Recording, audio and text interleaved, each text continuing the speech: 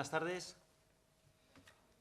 y bienvenidos al acto de inauguración de la promoción del curso 2025-2026 de los estudios oficiales de máster de nuestra Facultad de Ciencias Económicas y Empresariales, en concreto de los másteres universitarios en Dirección de Empresas MBA, Dirección de Marketing, Empresa y Tecnologías de la Información y Economía, Instrumentos del Análisis Económico. Bien, antes de proceder a presentar la mesa que nos acompaña en el día de hoy, me gustaría excusar la presencia de nuestra rectora Conchi López, que por motivos de agenda no ha podido acompañarnos en el día de hoy, si bien me trasladó que hiciera extensiva la bienvenida para todos los presentes. Y con ello vamos a comenzar este acto de inauguración de másteres que, como a continuación comentaré, tiene dos partes bien diferenciadas. Déjenme presentar en primer lugar a las personas que me acompañan en la mesa. En primer lugar, ya a mi izquierda se encuentra Javier José Vidal Campa, director general de Economía y Financiación Autonómica del Gobierno de Cantabria. Muy buenas tardes. A mi derecha se encuentra Javier García Ruiz, concejal de Economía, Contratación, Compras y Fondos Europeos del Ayuntamiento de Santander. Muy buenas tardes, Javier. En el extremo izquierdo de la mesa se encuentra Begoña Torre Olmo, que es directora general de la Fundación UCEIF y SANFI y además profesora de esta facultad. Begoña, buenas tardes. Y nos acompaña también Pablo Esteban Sánchez en el extremo derecho, que es subdirector general de SpainShift y que luego también participará en la mesa redonda. Muy buenas tardes, Pablo.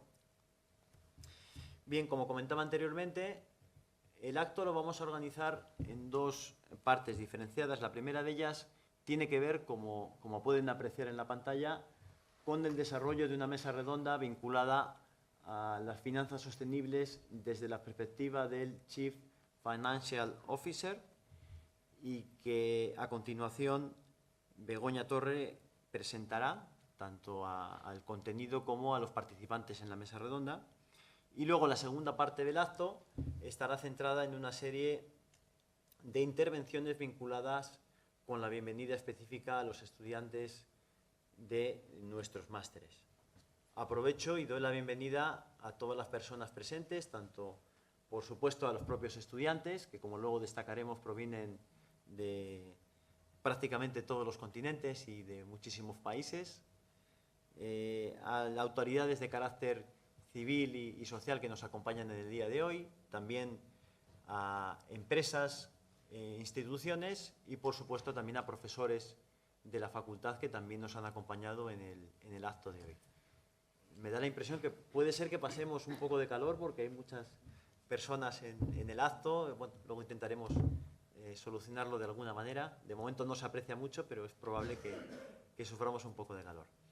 También me gustaría dar la bienvenida a las personas que nos siguen a través de la retransmisión de este acto, puesto que lo estamos, como comentaba, retransmitiendo en directo y también por gentileza de SANFI, que nos ha apoyado en el desarrollo de esta actividad, como más adelante comentaré.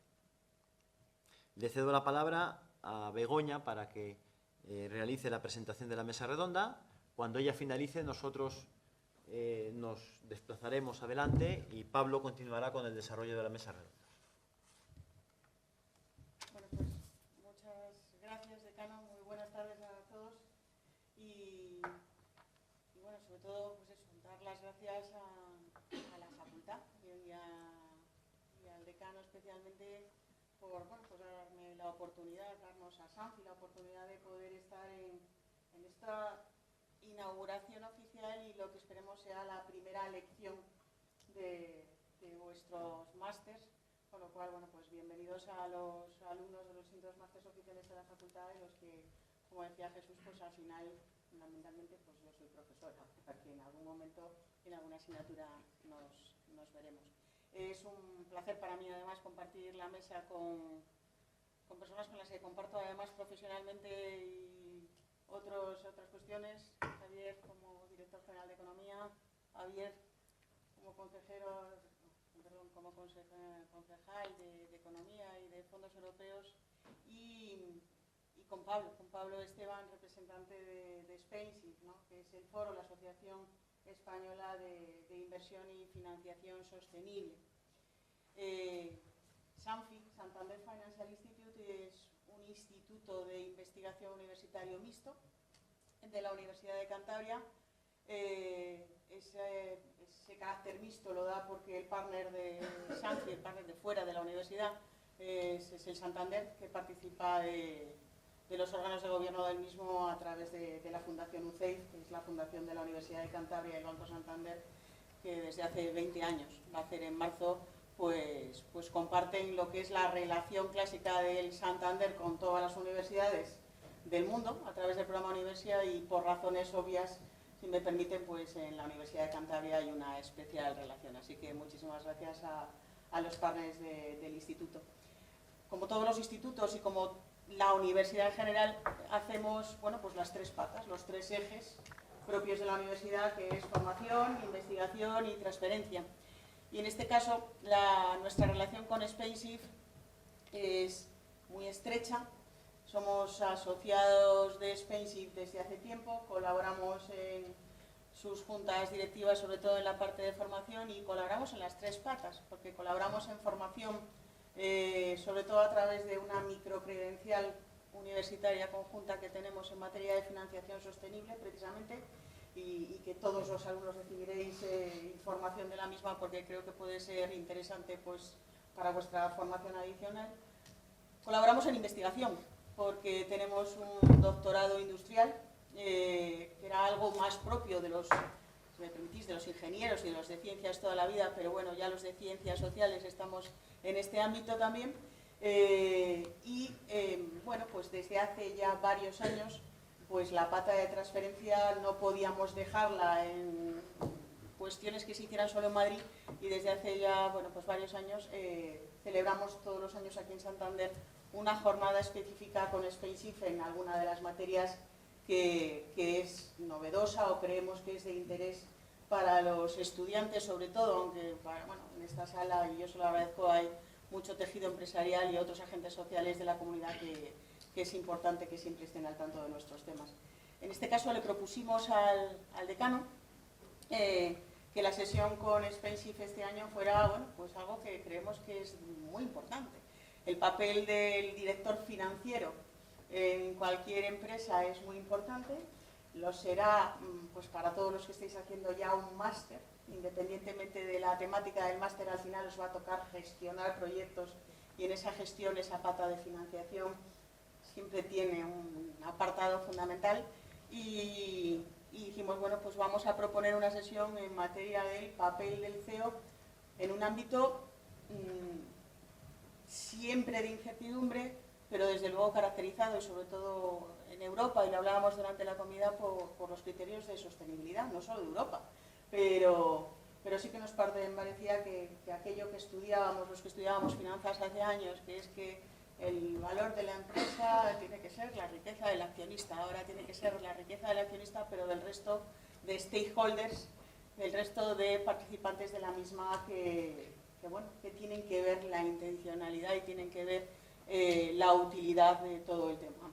Con lo cual, pues yo le agradezco muchísimo a Pablo que me ayudara a montar esta mesa, que realmente es él quien la va a moderar, donde vais a poder ver ese papel del CEO, pues en su globalidad, pero también, pues vais a ver todo el tema de los productos de financiación sostenible, todo el tema regulatorio, y creemos que que Pablo va a estar muy bien acompañado, y yo se lo agradezco, por dos ponentes que son de lujo, por la experiencia y el expertise que ellas traen, pero también por las empresas y entidades a las que representan, con lo cual en ese sentido, pues yo le doy muchas gracias a María Cristina, que representa a Easy Finance y es la Head of Sustainability de España y Portugal, y también a Claudia González, que es de Green Finance. Creo que el objetivo final es que esta mesa os sea de utilidad y que cojáis pues un buen sabor de boca de este máster, cualquiera de ellos que empezáis ahora, y que os va a exigir durante un curso entero pues mucho esfuerzo, y que, bueno, si nosotros os vamos a exigir a vosotros, porque así será, pues es muy importante que vosotros nos exijáis a nosotros también. Así que muchas gracias, decano, muchas gracias a los que nos acompañan y yo creo que ya, Pablo, muchas gracias, bienvenido y todo tuyo.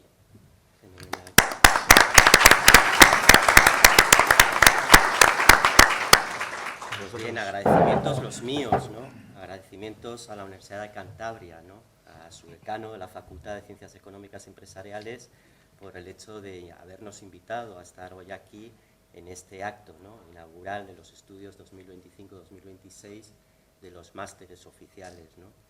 Agradecer también a Sanfi, a su directora general, Begoña, ¿no? Por haber organizado y haber hecho posible nuestra participación, ¿no? Y agradecer enormemente también al Gobierno de Cantabria, a su director general de Economía y Financiación, Javier, y al Ayuntamiento de Santander, su concejal de Economía, tocayo también Javier, ¿no?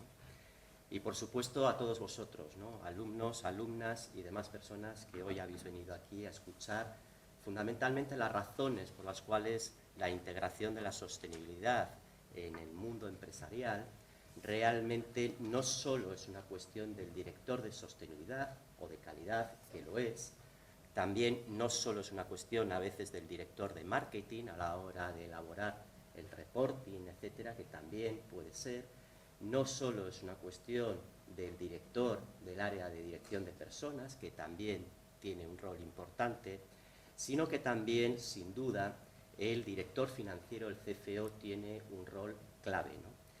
Ya de alguna forma este director financiero está jugando un papel para otorgar credibilidad a la integración de la sostenibilidad en la empresa, porque realmente la empresa es una dimensión económica, ¿no? Y el director financiero de alguna forma otorga esa credibilidad a los participantes de los mercados financieros y otorga una credibilidad en sentido también económico, ¿no?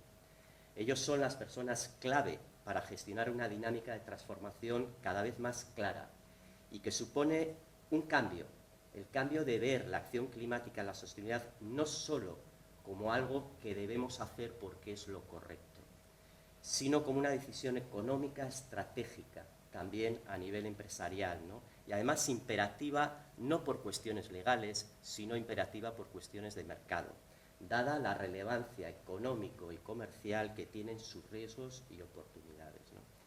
Desde luego, para Spensive, el Foro Español de las Inversiones y Finanzas Sostenibles, es siempre un placer, ¿no? Y un honor acudir a las universidades, ¿no? Como plataforma muy plural que somos desde el inicio, realmente cerca ya de 120 socios de los 30 que empezamos en el 2009, generamos y compartimos conocimiento, ¿no? Sobre la sostenibilidad y sobre cómo integrar la sostenibilidad en la toma de decisiones de financiación y de inversión, ¿no? Por eso muchas universidades y muchos institutos de investigación como Sanfi también realmente ya son asociados a Spensive, ¿no? Y por lo tanto siempre nos encontramos muy a gusto en una universidad, ¿no? Y realmente mucho más a gusto hoy en esta Universidad de Cantabria, ¿no? Porque además de disfrutar con todos vosotros nos permite disfrutar de esta maravillosa ciudad de Santander y del espléndido tiempo que nos ha acompañado durante todo el fin de semana, ¿no?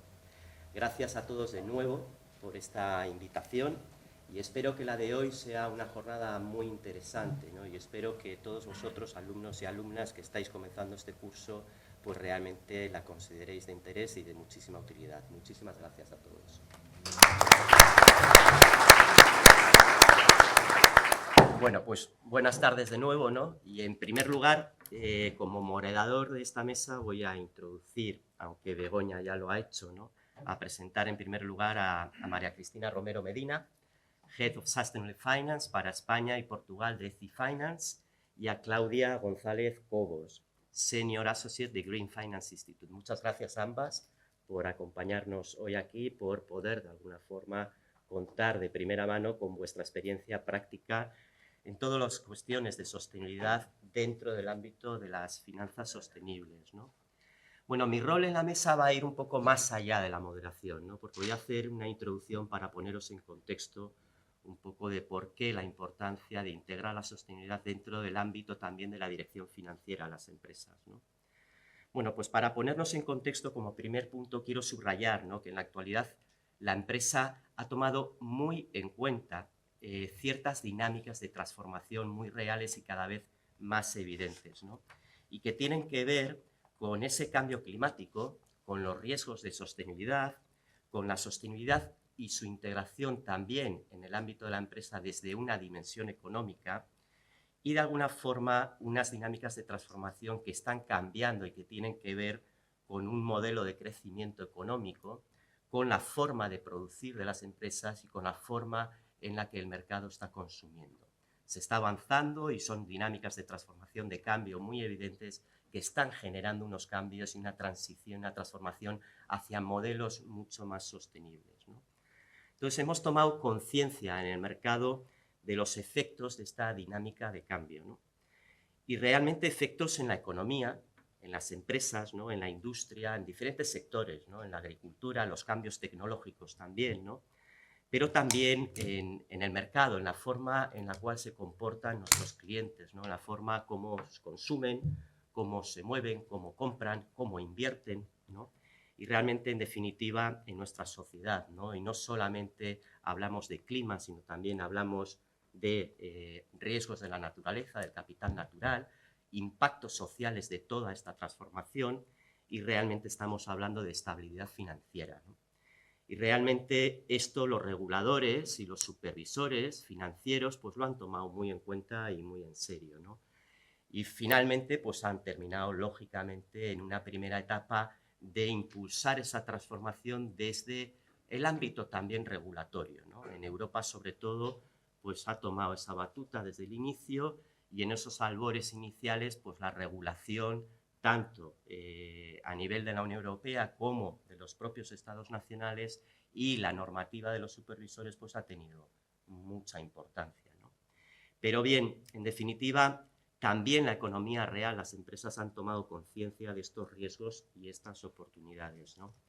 Y surgen de alguna forma de ver cada vez de forma más clara qué impactos está teniendo esta transformación en la economía, ¿no? Impactos del clima, de alguna forma en los balances, en los riesgos, impactos que tienen una dimensión económica, y también impactos que no solamente se leen en clave de riesgos, sino también en clave de oportunidades, ¿no? Con lo cual, si bien al principio estuvo impulsada por los reguladores y los supervisores, ahora estamos viendo que realmente las empresas están tomando ese protagonismo.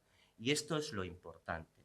Realmente las empresas están valorando que hay que afrontar esta dinámica de transformación como una realidad, ¿no? Un imperativo, por lo tanto, no tanto que emana de la ley, sino del propio mercado, ¿no? Y verla como una oportunidad y no como un mero cumplimiento normativo, ¿no? Basado en, como decía, en hacer lo correcto, sino realmente convertirla en una estrategia empresarial dentro también de la dimensión económica que tiene, ¿no? Se necesita generar las ventajas competitivas, estables y sostenibles en el tiempo, a medio y largo plazo, que permitan a las empresas mantener esa posición, ese buen desempeño, esa excelencia, ese liderazgo también en el medio y largo plazo, ¿no? Por lo tanto, las empresas ven que esto va de gestionar riesgos, pero también va de leer muy bien las oportunidades, ¿no? Oportunidades que se dan en el campo de la innovación, oportunidades de cambios tecnológicos que afectan a la industria, afectan, por ejemplo, a cómo gestionamos las ciudades, cómo construimos nuestros barrios, cómo gestionamos todos los recursos públicos, cómo de alguna forma estamos incorporando en la industria nuevos procesos de diseño, mucho más eficientes en cuestión de materiales, cómo incorporamos toda la economía circular en la empresa, cómo ahorramos costes de consumo de energía, cómo incrementamos la eficiencia nuestra en las operaciones. Y este es un lenguaje que las empresas entienden muy bien. También entienden el lenguaje del imperativo legal, ¿no? Pero esto lo entienden bien, ¿no? Y hay oportunidades, como digo, también del cambio del comportamiento del consumidor, ¿no? El consumidor está cambiando, cada vez es más consciente también de los efectos porque los sufre. Valencia, evidentemente la sociedad en Valencia ha sufrido los efectos, y esto queda de alguna forma en el trasfondo de la gente, ¿no? Pues bien, también hay evidentemente los cambios regulatorios a nivel de supervisión. Recordemos que gran parte de los fondos Next Generation de la Unión Europea que se han inyectado en España han pivotado en gran medida para impulsar y ayudar a las empresas hacia esa transformación hacia modelos de alguna forma más sostenibles. Y esto, un director financiero que realmente tiene que gestionar y tiene que tener una estrategia financiera, pues evidentemente es muy consciente que si no está muy atento se le puede escapar grandes oportunidades, ¿no? Por lo tanto, la empresa, los inversores, los financiadores son muy conscientes de esta dinámica de transformación que viene también asumida por el mercado, ¿no? De estas oportunidades de inversión y de financiación, ¿no? Bien, a pesar de que algunos piensan que hay un discurso antisostenibilidad que viene fundamentalmente desde Estados Unidos, ¿no? A pesar de que hay algunos sectores y países más reacios a de alguna forma a regular estas cuestiones, ¿no?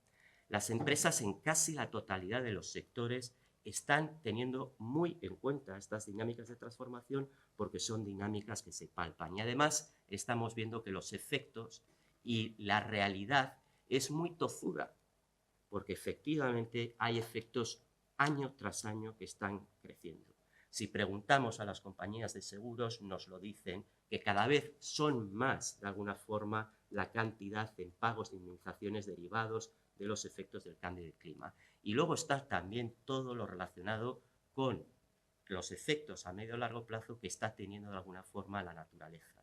Todo ese capital natural ligado a la biodiversidad está teniendo de alguna forma también ciertos riesgos para algunos sectores en especial, ¿no?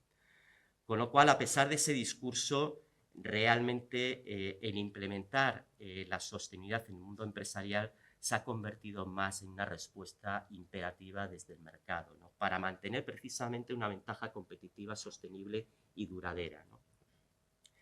Bien, los datos así lo demuestran, ¿no? El último informe de Pricewaterhouse demostraba que los fondos de inversión en activos sostenibles crecieron el año pasado un 20% a nivel europeo y que de alguna forma nos acercamos a 7,5 millones de billones de euros, ¿no?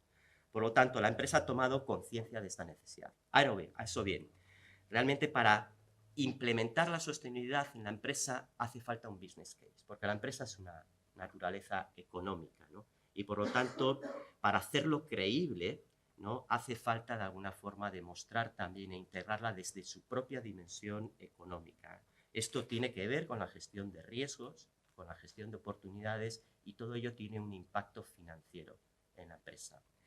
Es difícil, ¿no? Pero el director financiero está llamado, evidentemente, a analizar esos riesgos, esas oportunidades y a entender y a comprender la dimensión económica, ese impacto financiero. No solamente hablamos de un impacto en el medio ambiente, en la sociedad, sino un impacto financiero en la empresa, ¿no? Y realmente esa transformación hacia la sostenibilidad, pues hace falta analizarla, hace falta analizar esa importancia, esa materialidad desde el punto de vista financiero, ese impacto que tiene en términos, esto siempre no me canso en repetirlo, esto no solamente va del compliance, ¿no? Que quizás se transmitió en una primera fase esta idea, ¿no? Esto va de ahorro de costes de energía, de incremento de eficiencias operativas, ¿no?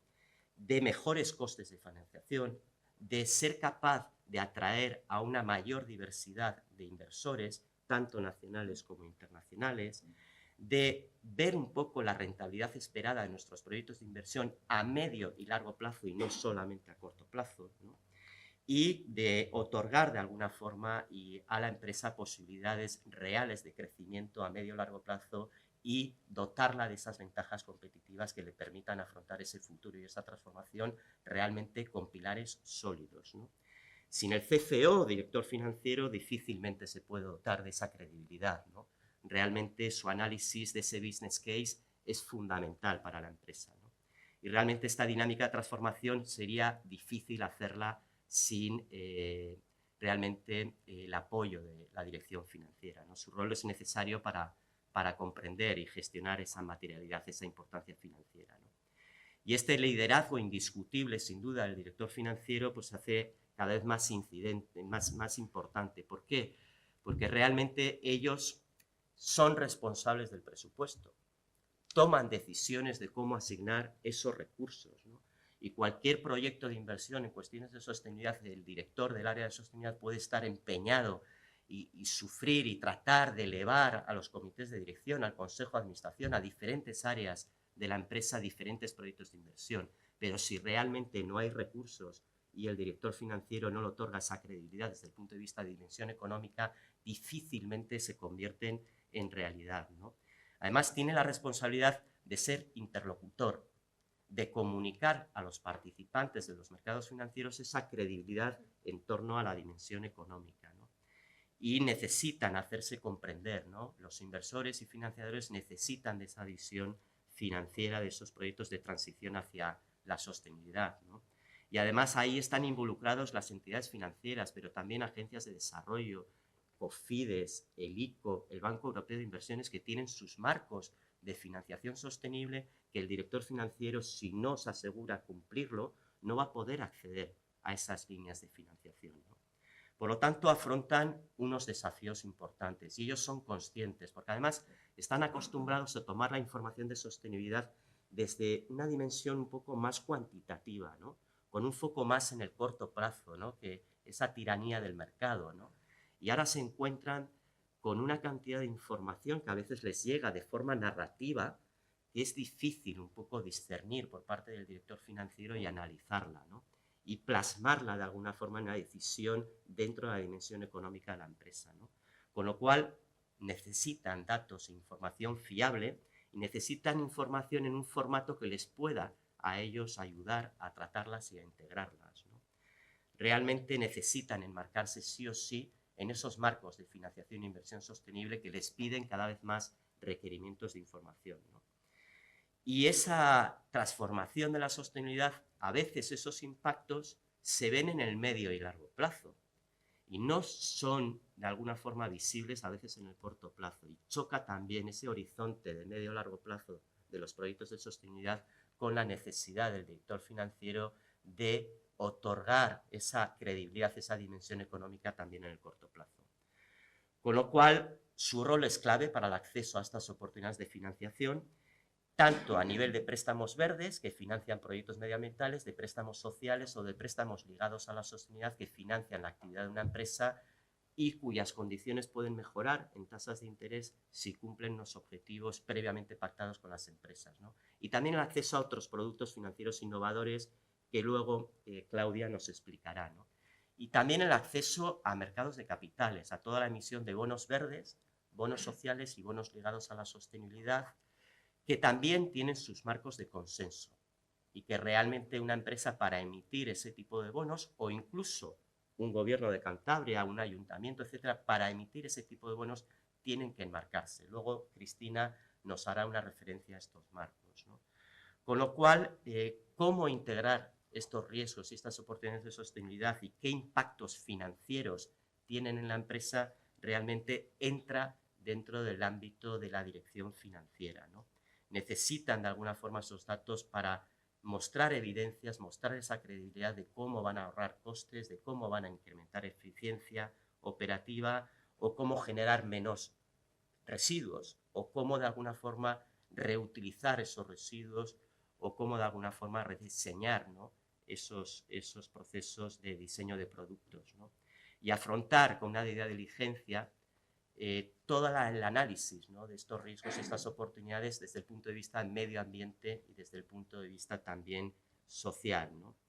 Realmente la empresa, algunas empresas sí que están obligadas a reportar información de sostenibilidad dentro del estándar europeo de sostenibilidad corporativa, pero normalmente son las grandes empresas, pero el resto de empresas, por mucho que pensemos que no están obligadas, eso no quita que no sean conscientes de que se necesita reportar esta información de sostenibilidad, porque difícilmente, si no, ese director financiero va a poder demostrar credibilidad, que esa transformación y esa respuesta a estas dinámicas de cambio está teniendo lugar en su empresa.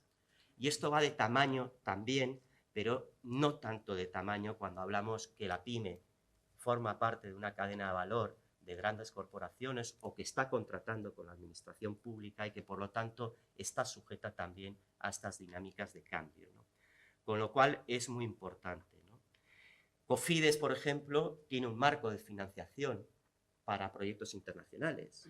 Una empresa española que quiera acometer un proyecto de infraestructura en América Latina o en otras áreas como Asia y quiera financiarse a través de Cofides, pues necesita enmarcarse dentro de ese marco de financiación.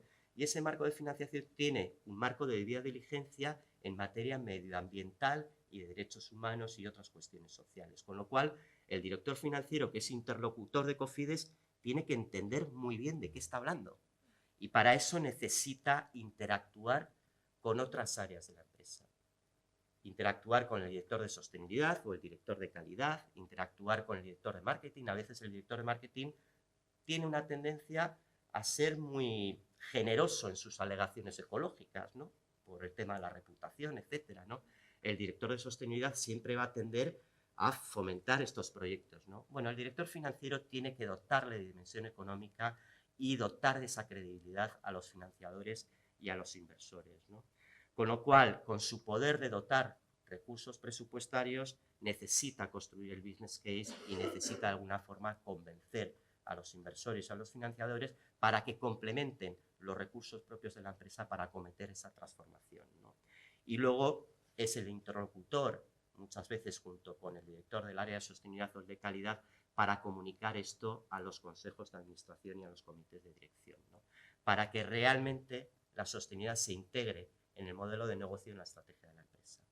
Con lo cual, su rol es muy importante. Y una mención ya para terminar especial en el rol del CFO en aquellas empresas que están más ligadas a proyectos de impacto social y medioambiental, a objetivos muy concretos de sostenibilidad relativos a la inversión de impacto, ¿no? Ahí los desafíos son quizás más grandes, ¿no? Porque los inversores en este tipo de proyectos requieren también mediciones de ese impacto concreto, ¿no?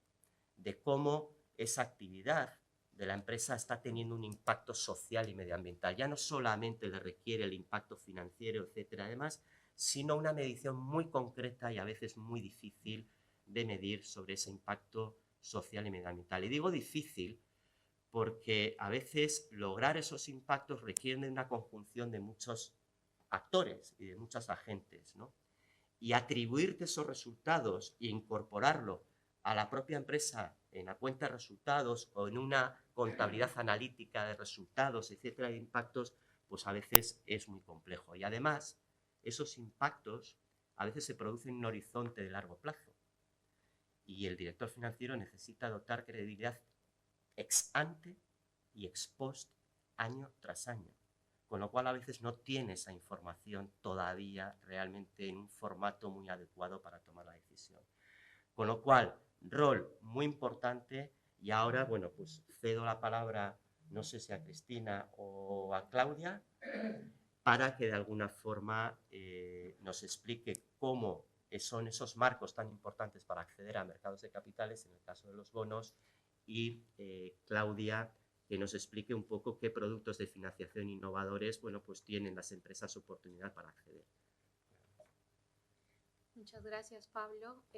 Muchas gracias a Begoña y Spainsift por la invitación. Es para mí un placer estar con vosotros el día de hoy y, bueno, saber que la temática genera tanto interés en los alumnos. Mi nombre es María Cristina Romero, soy Head de Finanzas Sostenibles para EtiFinance. EtiFinance es una agencia europea de rating ESG. No somos una consultora, creo que ese papel luego lo voy a desarrollar un poquito más, un poco cuando cuente cómo nos enfrentamos desde la agencia de rating a evaluar ese tipo de instrumentos financieros y porque también a partir del año pasado nuestra actividad está regulada. Entonces creo que es muy interesante, antes de entrar en el detalle de qué es una emisión sostenible, cuáles son los marcos vigentes y cuál es un proceso, en qué consiste un proceso de second party opinion para poder dar esa credibilidad que mencionaba Pablo a las financiaciones sostenibles, hacer un poquito de resumen de cuál es el marco regulatorio que a día de hoy tenemos en Europa.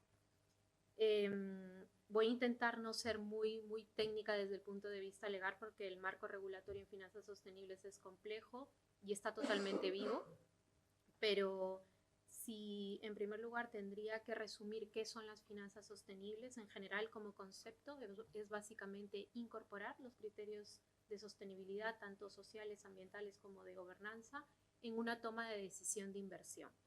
con el objetivo de lograr movilizar capital, especialmente capital privado, hacia aquellas actividades que tengan componentes técnicamente sostenibles.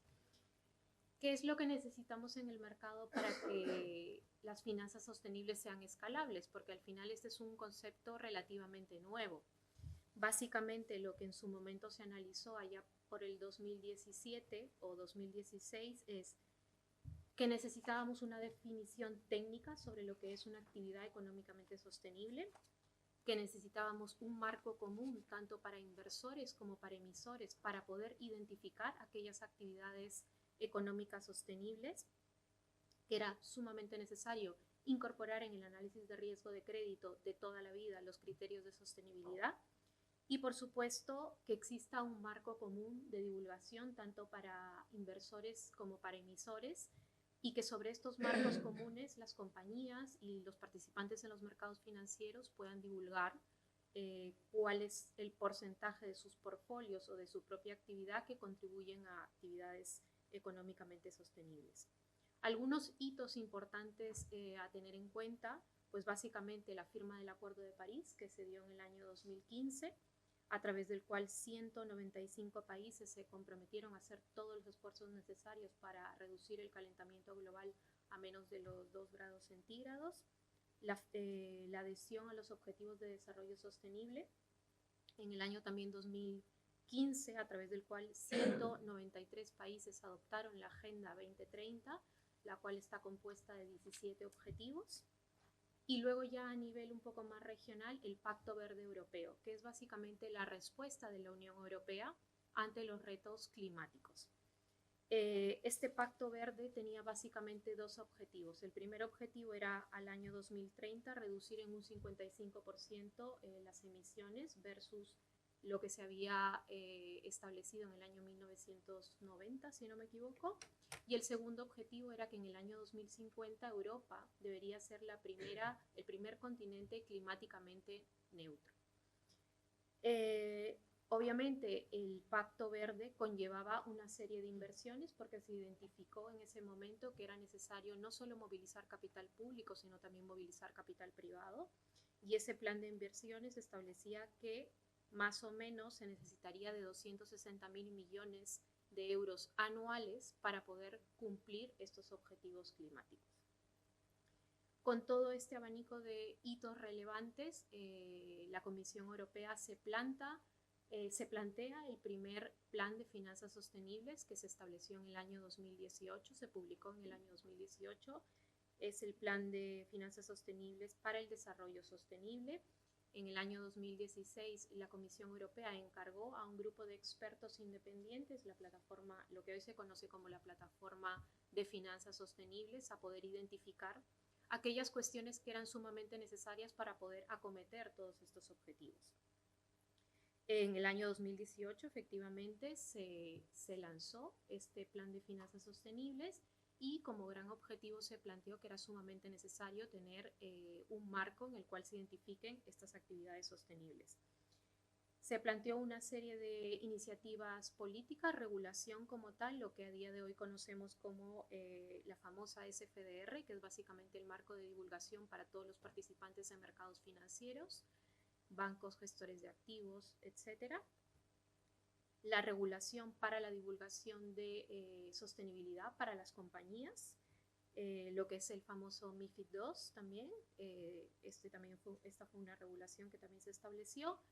La regulación para bonos verdes europeos, que se acaba de entrar en vigor en diciembre del año pasado. Y también como una de las regulaciones que también se identificó como clave fue regular la actividad de las agencias de rating ESG. ¿Por qué?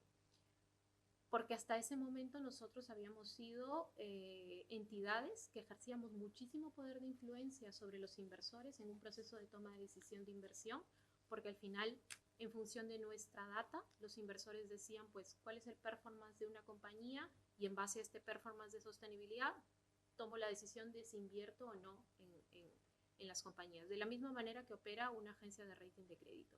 Pues en ese momento se identificó que era sumamente necesario regular nuestra actividad, principalmente por el poder de influencia que ejercemos. y esta regulación se aprobó el año pasado, todavía no entra en vigor en junio del 2026, pero básicamente, a modo general, conlleva que todas las agencias de rating ESG que deseemos operar en mercado europeo vamos a estar bajo la supervisión de ESMA, y obviamente esta regulación nos genera derechos y obligaciones, y en caso de incumplimiento, pues multas bastante altas.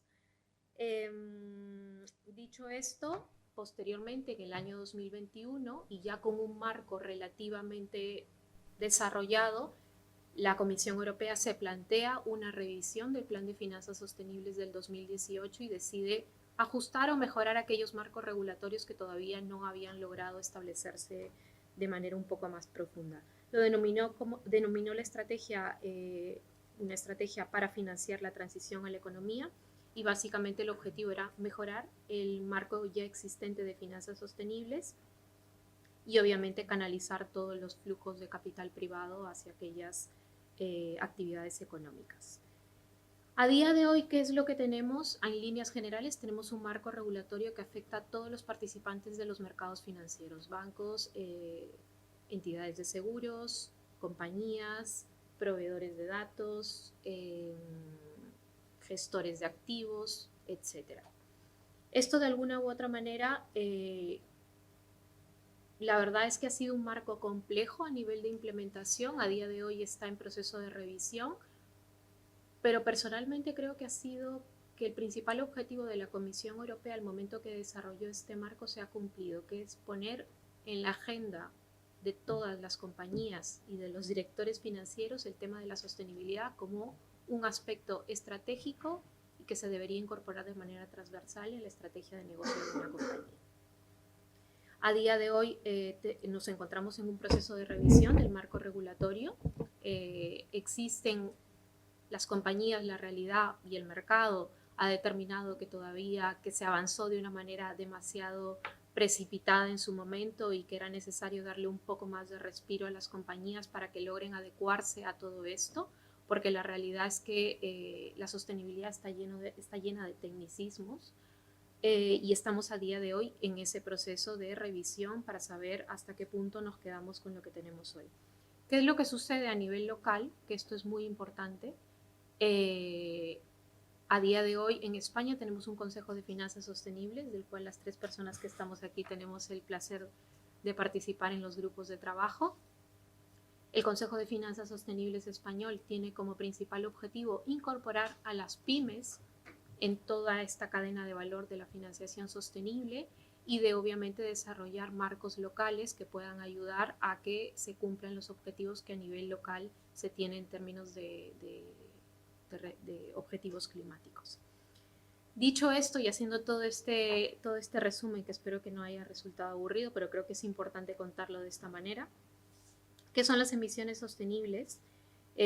Básicamente, cuando una compañía desea acceder a fuentes de financiación, ya sea en el mercado, en todo lo que son bonos, mercado de capitales o una financiación bancaria, pues las compañías se plantean estructurar procesos de deuda y alinearse con determinados marcos de financiación que posteriormente voy a comentar con un poco más de detalle.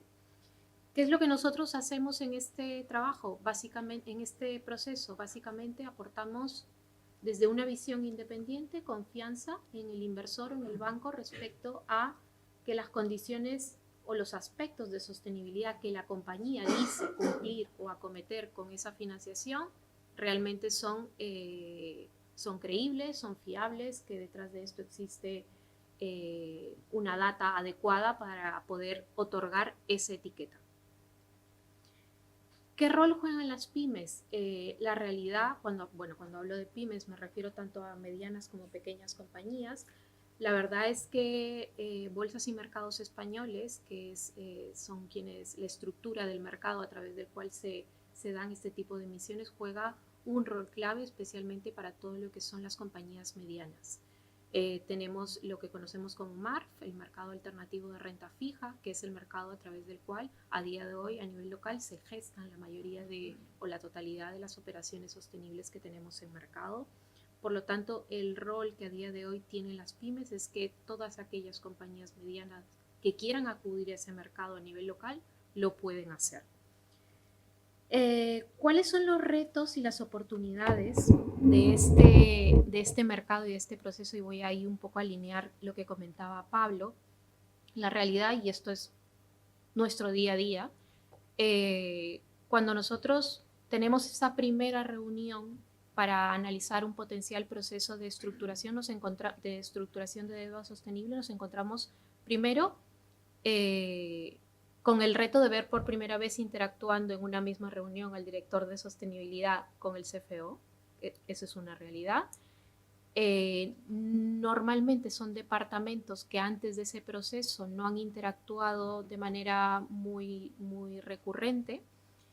Nos encontramos que el director de sostenibilidad, el CFO, tiene muchas ganas de hacer esto porque ha palpado el interés en el mercado por un inversor, por un banco, etcétera, por sector privado, sector público, pero la realidad es que todavía la fase técnica no la tienen todavía muy bien mapeada. ¿Qué es lo que nos encontramos por el lado de la persona de sostenibilidad? Pues si existe un director de sostenibilidad, por supuesto, en muchos casos existe la figura del director de calidad. Nos encontramos que son personas sumamente técnicas que intentan impulsar iniciativas de sostenibilidad, que vienen luchando a nivel de presupuestos con que las iniciativas salgan adelante, pero no logran ver el valor financiero de la iniciativa hasta que llegan a ese momento del proceso de estructuración. Empezamos a ver que el director financiero empieza a identificar el valor que básicamente a día de hoy está: voy a poder diversificar todas mis fuentes de financiación, ya no solo me voy a quedar con un par, sino que puedo acceder a muchas más. Y empiezan a identificar ya cuál es el riesgo de no incorporar la sostenibilidad dentro de la propia operativa de la compañía.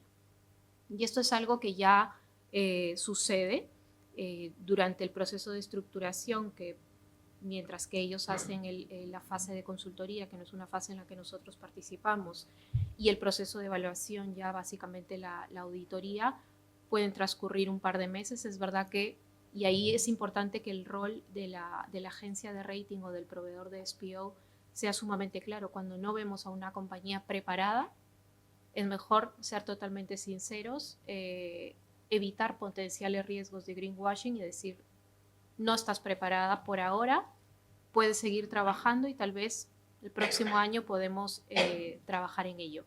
¿Por qué? Porque el principal riesgo es que si no existe data fiable detrás, es decir, un proceso de medición respecto a indicadores de sostenibilidad, es un poco complejo sacar la estructuración adelante.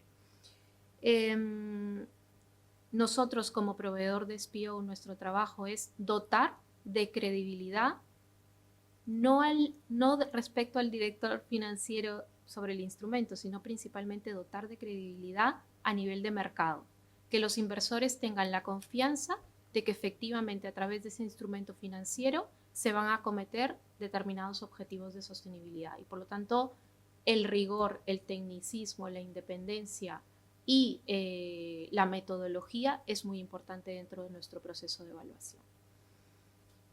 A nivel de marcos, es importante tener en cuenta que el mercado de finanzas sostenibles, en todo lo que se ha relacionado a emisiones sostenibles, ha sido un mercado autorregulado hasta la aprobación de la regulación europea de bonos verdes. Quien marcó el camino a nivel de estándares fue el International Capital Market Association, ICMA, quien emitió los principios de los bonos verdes, principios que sentaron las bases de todo este mercado, ¿no? A día de hoy, a nivel de estándares, tenemos principios para bonos verdes, bonos sociales, bonos sostenibles, que es la combinación de ambos tipos de proyectos, y los principios de los bonos vinculados a la sostenibilidad. En paralelo, el LOA Market Association ha desarrollado obviamente los principios para todo lo que son préstamos, que básicamente son idénticos a lo que vemos en bonos, con la diferencia que en el mercado de bonos, al ser instrumentos públicos, la transparencia a nivel de información pública es mucho más relevante. Todo tiene que estar público: marcos de financiación, second party opinion, informes, auditorías, etc. A nivel de, y me voy a centrar, si os parece bien, en todo lo que son principios de bonos verdes y Sustainability Linked Bonds. Los principios de los bonos verdes básicamente determinan la forma a través de cuatro criterios claves cómo se pueden identificar y financiar y o refinanciar proyectos verdes, es decir, proyectos que puedan contribuir hacia objetivos de sostenibilidad. Básicamente tenemos 4 componentes que son claves: el uso de los recursos, en qué vas a invertir los recursos que puedas obtener a través de esa emisión, cuál es el proceso que llevas a cabo para seleccionar esos proyectos, es decir, qué criterios de elegibilidad existen detrás de aquellos proyectos, cómo gestionas el dinero, esto con el objetivo que el 100% de los recursos que se obtienen en la emisión de un bono se destinen exclusivamente a la financiación y o refinanciación de proyectos que cumplan con esos criterios de elegibilidad sostenibles, y cuáles son tus compromisos de reporting. Este es un aspecto muy importante porque todos los instrumentos de financiación sostenible conllevan un aspecto de transparencia sumamente relevante. Por otro lado, tenemos los principios de los bonos vinculados a la sostenibilidad, que es una financiación, el uso de los recursos no está solamente acotado a financiar proyectos potencialmente o sostenibles, puede ser un uso corporativo general, pero la deuda está supeditada, es decir, determinadas características de la deuda, la tasa de interés, el cupón, etcétera, al cumplimiento de determinados objetivos de sostenibilidad a través de una vinculación a indicadores de sostenibilidad. Aquí básicamente tenemos 5 componentes. El primero, indicadores. Los indicadores tienen que ser sumamente materiales al sector de actividad de la compañía y deben representar retos actuales para la compañía. La definición de objetivos de sostenibilidad sobre esos indicadores, es decir, plantearse una senda de mejora sustancial sobre esos indicadores. El componente de características financieras, cuál es el impacto en tasa o en cupón si cumples y o incumples. El componente de reporting, tus compromisos de información de cara a tus inversores. Y finalmente, cuáles son tus compromisos de verificación externa, tanto en una fase ex ante como en una fase ex post, como lo comentaba Pablo. Ambos estándares están sumamente establecidos en el mercado, tanto en la parte de bonos como en la parte de préstamos. A día de hoy, si nos centramos en la banca española, probablemente es el estándar que más trabajan los principales bancos españoles, llámese Santander, CaixaBank, BBVA, etc. Y realmente, inicialmente, sobre todo la parte de Sustainability Link, financiación vinculada a la sostenibilidad, ha sido un instrumento financiero que ha sido creado con el objetivo de ayudar a transicionar a aquellas compañías que por su propia actividad no son sostenibles. Entonces, es un tipo de instrumento financiero que tiene un recorrido todavía. Creo yo personalmente veo que hay una necesidad de poder bajar este instrumento financiero a las pymes españolas, y los bancos son sumamente conscientes de ello y están trabajando para ayudar a las compañías a estructurar este proceso, este tipo de financiación sostenible. Y bueno, todavía veremos un poco más sobre ello. ¿Cuál es nuestro trabajo? Básicamente verificar que cada uno de estos criterios que os he mencionado, tanto en el estándar de bono verde como en el estándar de financiación vinculada a la sostenibilidad, se cumplen a carta cabal en cada uno de los principios. Nosotros recibimos normalmente un marco de financiación. A veces las compañías pueden diseñar este marco con recurso propio, con recurso interno, o en algunos casos contratan una consultora de sostenibilidad que los ayude en ello. Recibimos nosotros ese marco, empezamos nuestro proceso de auditoría, tenemos entrevistas con la compañía. Principalmente nos interesa conocer a la alta dirección y aquellas posiciones que salvaguardan la gobernanza de la compañía en términos de sostenibilidad. Y también pedimos evidencia documental. Hacemos un análisis interno para asegurarnos de que tanto en el caso de un uso de proyectos en concreto se cumplan determinados criterios de sostenibilidad, y en el caso de financiación vinculada a la sostenibilidad, de que los indicadores y los objetivos son realmente materiales y ambiciosos al sector de actividad de la compañía. Tenemos un primer draft, un primer borrador de nuestro informe, el cual compartimos con la compañía. La compañía tiene la oportunidad de, si corresponde, hacer algún tipo de mejora o aportar información adicional, evidencias adicionales, y nosotros tenemos obviamente la prerrogativa de analizar si aceptamos o no aceptamos esto o si mantenemos nuestra opinión. Todo esto pasa por un comité interno, porque nosotros también tenemos nuestra propia gobernanza, normalmente compuesto por analistas expertos que no han formado parte del proceso de evaluación. Nuestro trabajo a nivel de comité es primero asegurar que todo el proceso se ha llevado en línea con nuestra metodología y también asegurar, obviamente, de que no existen conflictos de interés y que todo se ha llevado en línea con los mejores estándares y las mejores prácticas del mercado. Posterior a ello emitimos nuestra Second Party Opinion, así se denomina, informe de segunda opinión, y las compañías pueden salir al mercado con esa Second Party Opinion que les da la posibilidad de, por ejemplo, en un Bolsas y Mercados Españoles, categorizar el instrumento financiero como verde, social, sostenible o vinculado a la sostenibilidad, y de cara a un banco, entregar ese informe al banco, y obviamente los bancos tienen con ese informe la confianza de marcar dentro de sus portfolios internos el instrumento financiero como sostenible.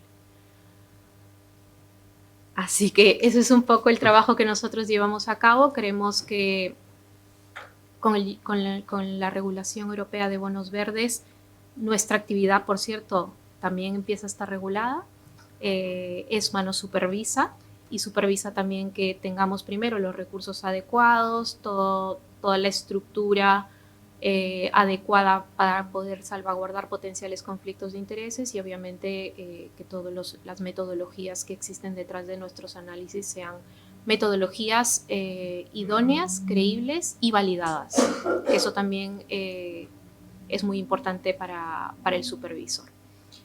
Dicho esto, pues nada, nuestra posición en el mercado creemos que es una posición clave porque somos finalmente quienes dotamos de confianza al mercado sobre la credibilidad de los instrumentos financieros y esperamos que esos 6 billones de dólares que hemos alcanzado en este primer semestre del 2025 de financiación sostenible pues pueda seguir creciendo y que el mercado pueda lograr ser lo suficientemente escalable para acometer los objetivos climáticos que nos hemos planteado, ya no solo a nivel de región, sino también a nivel de sociedad.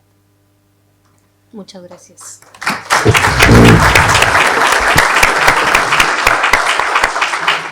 Pues María Cristina, muchísimas gracias. Como veis, el tema es complejo para un director financiero, proceder a la emisión, a entrar en mercados mayoristas de bonos verdes, sostenibles, sociales, etcétera, o ligados a la sostenibilidad, ¿no? Y realmente también esto involucra no solamente los criterios de elegibilidad a nivel de proyectos, sino muchas veces estos proyectos involucran también en una mediana y gran empresa que tiene esa capacidad de emitir a toda su cadena de valor, porque a veces son proyectos que están relacionados con esa cadena de valor y realmente ahí también afecta también a toda esa cadena de pequeñas y medianas empresas, etcétera, que están vinculadas, ¿no? Y el acceso a la financiación sostenible, más a nivel de innovación en productos de financiación, que son necesarios para acometer ciertos proyectos complejos y escalar esos proyectos, esa transformación, pues realmente tenemos a Claudia, que es Senior Associate de Green Finance Institute y que realmente nos va a comentar un poco qué productos de financiación innovadores y qué es lo que hace también Green Finance Institute, que me parece muy importante, ¿no? Además también socio ambos, ETHI Finance y Green Finance, asociados a Spensive, ¿no? Con la cual colaboramos de alguna forma en proyectos muy interesantes, en algunas verticales de inversión muy importantes para España, como biodiversidad, como temas de vivienda, etcétera. Adelante, Claudia, por favor. Muchas gracias, Pablo. Antes de todo, unirme al agradecimiento de mis compañeros a la Universidad de Cantabria, al decano de la Facultad de Ciencias Económicas y Empresariales, a Begoña. Y bueno, voy a seguir el hilo conductor que han seguido mis compañeros.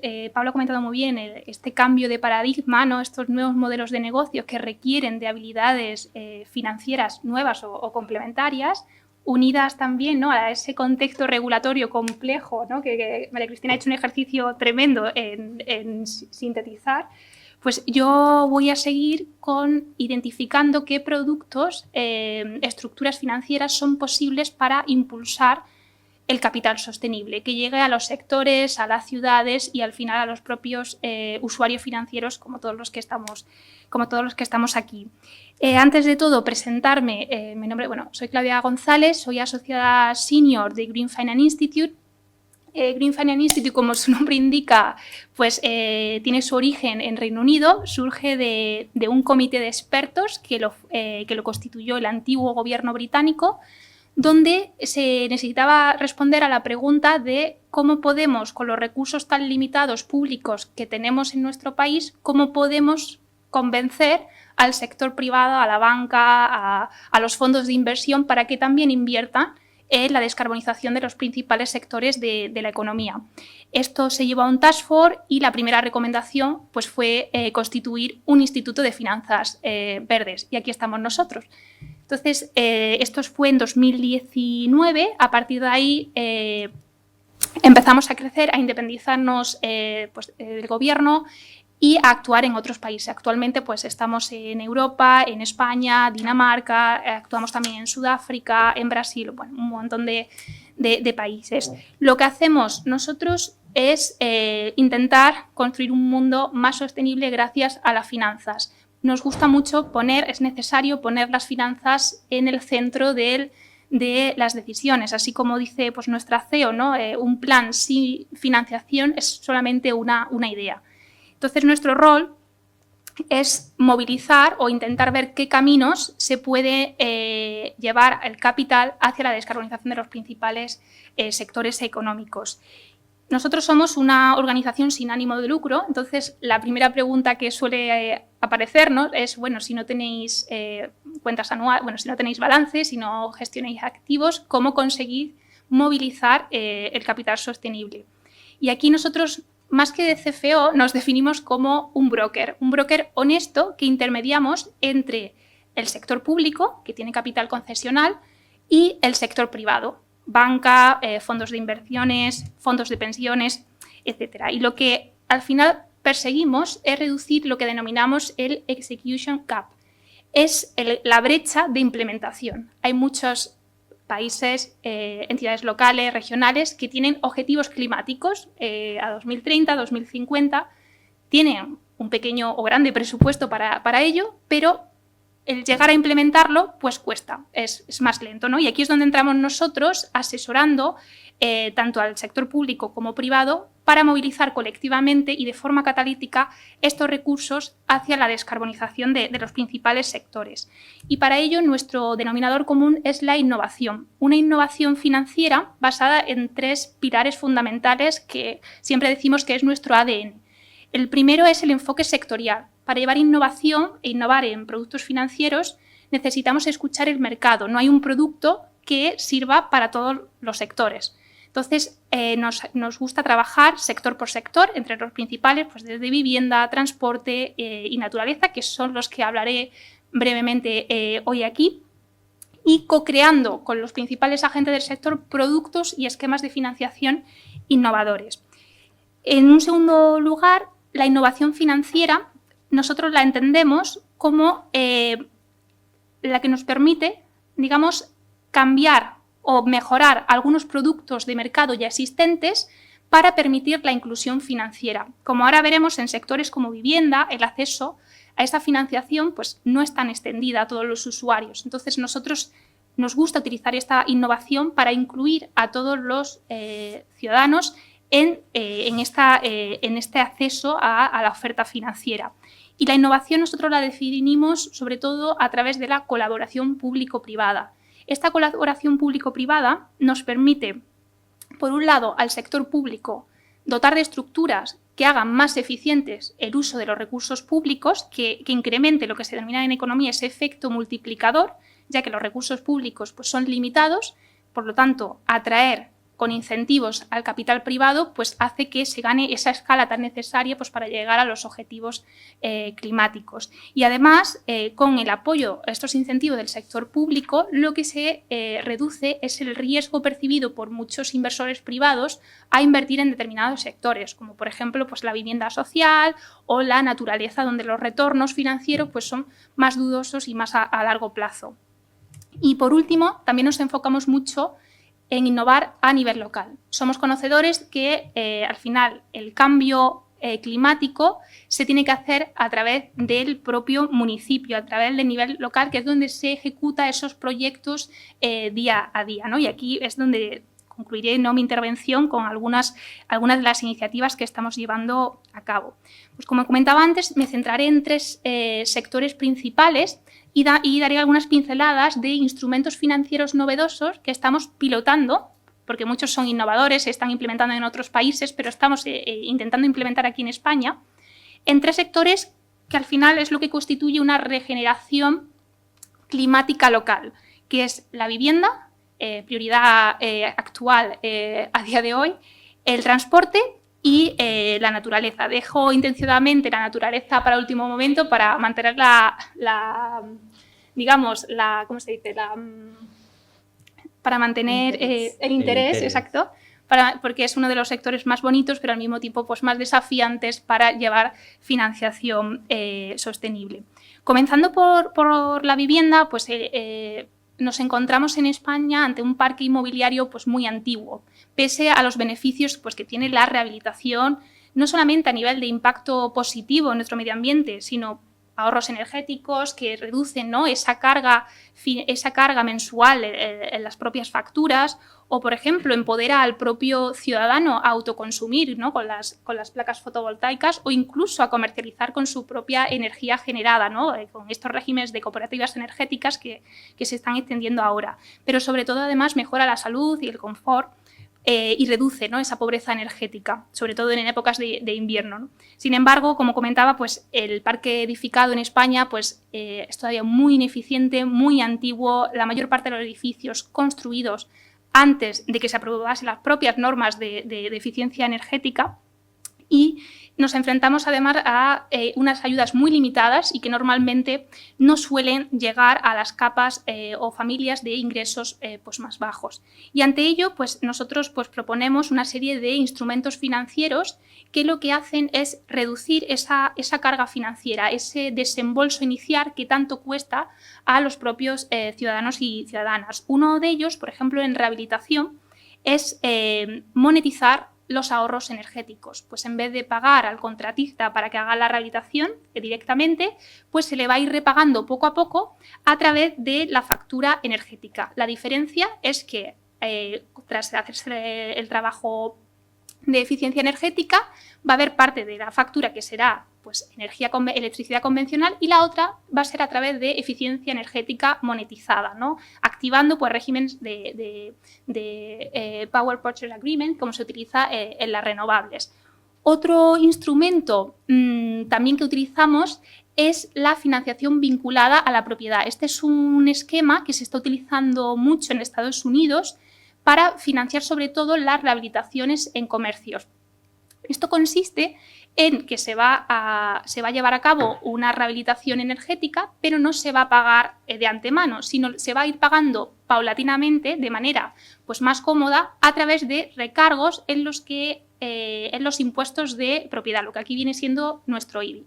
La implementación, como os podéis imaginar aquí en España, pues difícil, en un país tan descentralizado, tan difícil de modificar estos impuestos, pero sin embargo lo estamos intentando aplicar a través de una figura legal muy antigua que se denomina canon consignativo, a través de pequeños cánones mensuales que permitan al usuario final pues, pagar poco a poco pues, estas obras de eficiencia energética. Al final, en definitiva, lo que se persigue es reducir la carga financiera, el CAPEX, esa inversión tan fuerte, ¿no? que se necesita hacer para la rehabilitación, y cambiarla por un OPEX, un gasto operativo que se vaya pagando progresivamente, mensual, anual, y con una carga financiera pues, más asequible para el ciudadano. En términos de nueva vivienda y en vivienda social asequible, aquí también, más que productos retail, como los que antes comentaba, están posicionándose mucho en el mercado estructuras combinadas. Lo que ahora se está llevando muy de moda el blended finance, ¿no? Es la estructuración de dos tipos de capitales. Un capital público, que es capital blando porque son unas mejores condiciones financieras, puesto que hay un sector público detrás que está dispuesto a asumir más riesgos, y un capital privado. Entonces se juntan estos ambos capitales, haciendo que el sector público pues, asuma más riesgos, para que el sector privado se sienta más cómodo de llevar esa financiación pues, a sectores como es la vivienda social, ¿no? Y esto se está llevando a cabo con fondos, pues, por ejemplo, del Instituto del Crédito Oficial, con fondos de InvestEU de la Unión Europea, que al final lo que persigue es reducir esos riesgos, ¿no? Diciendo el sector público, asumo unos tramos de primeras pérdidas, asumo unas garantías de impago, etcétera, y esto hace que potencie la participación del sector privado en estos sectores. Por aquí de vivienda, que digamos es un tema pues, más técnico, arquitectónico, más industrial si cabe, al transporte. El transporte es uno de los sectores emergentes, ¿no? de diseño, de financiación innovadora. Desde el punto de vista, se puede aplicar pues, a muchos sectores, desde financiar lo que son ahora los nuevos biocombustibles para aviación, hasta vehículos eléctricos o puntos de recarga. Me voy a centrar en estos dos porque aquí es donde hay el problema del huevo o la gallina, ¿no? En el sector de la movilidad eléctrica. Y ambos son necesarios, sin embargo, hay una alta dependencia en ayudas públicas, lo cual no nos permite, ¿no? Activar esa escala como la están activando en otros países, como puede ser Portugal. Y en temas de puntos de recarga, sí que es verdad que hay se oye mucho de que no hay suficiente escala, sin embargo, el problema no es de cantidad, sino de concentración. Y esto hay detrás una decisión financiera. Muchos de estos puntos de recarga necesitan ser financiados a cambio de una demanda. Entonces, el que pone esos puntos, pues prefieren ponerlo en el centro de Madrid, en el centro de Santander, que llevarlo a un área periurbana o rural. Entonces, aquí nosotros estamos intentando reducir esa concentración y mejorando esa inclusividad, sobre todo de las zonas rurales, que se instalen esos puntos de recarga, con un instrumento que denominamos Utilization Linked Finance. Consiste en un préstamo normal a ese proveedor del punto de recarga, sin embargo, en vez de ir con una amortización lineal, los repagos, la amortización de esa financiación, se va a hacer vinculado al uso de ese punto de recarga. Por lo tanto, en una zona rural donde todavía a lo mejor no está tan extendido el uso del vehículo eléctrico, lo normal es que durante los primeros años esa utilización sea muy mínima. Entonces, ahí es donde entra la colaboración público-privada y el sector público puede garantizar ese tramo de demanda más baja, a compensar después con unos tramos de demanda más alta conforme se vaya incrementando esa demanda. Así lo hemos hecho en Escocia, en zonas sobre todo muy aisladas, ¿no? de lo que es la metrópoli, y está siendo un sistema que se está implementando bastante bien. Llevando ahora al lado del huevo la gallina, al de los vehículos eléctricos, uno de los esquemas que junto con otras instituciones como Transport and Environment estamos intentando implementar aquí es el leasing social. Se ha implementado muy bien, con muchísimo éxito en Francia, y consiste en poner un programa público-privado donde se ofrezcan renting de vehículos eléctricos con una cuota muy subvencionada, de cara sobre todo a esas personas pues, que tienen menores ingresos o que tienen que utilizar el transporte privado para desplazarse a sus lugares de trabajo. Subvencionando parte de esta cuota, pues se está incentivando esa demanda necesaria de vehículos eléctricos. Y bueno, el último sector que quería comentar es la naturaleza. La mayor parte de la inversión, financiación, en climática, se está llevando sobre todo al lado de la mitigación, al lado de la eficiencia energética. Y es muy difícil encontrar modelos de negocios rentables, viables, que actúen sobre la adaptación o la resiliencia climática. Y esto se debe sobre todo a dos razones principales. Uno, a largo plazo. Invertir en naturaleza requiere va a tener unos retornos muy a largo plazo. Una actuación en el momento 1 posiblemente no se lleve impactos hasta el año 10 o 20. Pero además la naturaleza, a mí me gusta describirla como un proceso muy artesanal, Por lo tanto, no se puede adaptar a la estandarización que requieren las entidades bancarias para financiarla. De ahí que esto derive una cierta incerteza en los retornos que hace que los inversores privados huyan o se dediquen solamente a dar donaciones, ¿no?, en la financiación de esta naturaleza. Y, de hecho, pues de aquí es donde se requieren modelos de negocio innovadores y donde, desde mi punto de vista personal, es donde más hincapié se hará en los próximos años, ya que efectos derivados de cambio climático, como ha sido la DANA o fenómenos extremos muy adversos, pues están concienciando pues cada vez más a la población. Para ello se requiere actuar en 3 capas principales. 1, valorar el capital natural, valorar el patrimonio natural que tenemos en nuestro país y en Europa.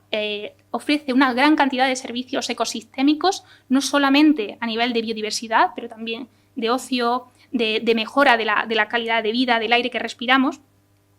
Ayudar a empresas sociales de impacto con asistencia técnica a desarrollar esos modelos de negocio, y ya aquí es donde entramos nosotros a proveer de productos y estructuras financieras que permiten movilizar financiación a la naturaleza. Y hay pocas a día de hoy, pero bueno, espero que haya muchas más, y una de las que se viene son los créditos a la naturaleza. Se viene empujada por la Comisión Europea, que justo antes de verano pues, publicó su roadmap de Nature Credits, y es un roadmap muy ambicioso de la Comisión Europea para implementar estos créditos de naturaleza. Esto ya se ha aplicado en otros mercados, solamente en Europa, en Inglaterra, porque lo que hay aquí en Europa son mercados voluntarios, son las propias empresas que voluntariamente, por su imagen corporativa, pues deciden pues lanzar estos créditos al mercado que son comprados, ¿no? Pero, sin embargo, en Reino Unido se implementó en 2024 con unos efectos muy, muy positivos y hubo un mandato donde cualquier promotor que hiciese una infraestructura urbana tenía la obligación de dejar tras esa construcción un 10% neto más de biodiversidad. Y eso lo podían compensar en ese territorio o ofreciendo ayuda financiera a otros proyectos con impacto positivo en la naturaleza en otros lugares de Inglaterra. Esto ha tenido un efecto muy positivo, puesto que se ha abierto una ventana de financiación a esos proyectos positivos de soluciones basadas en la naturaleza. Y este, sin duda, es un marco que se implementa a nivel local, lo cual pues, requiere de una carga administrativa, de una asistencia técnica a municipios para llevarlo a cabo, pero sí que está teniendo un efecto catalítico en la promoción de proyectos con impacto positivo en la naturaleza.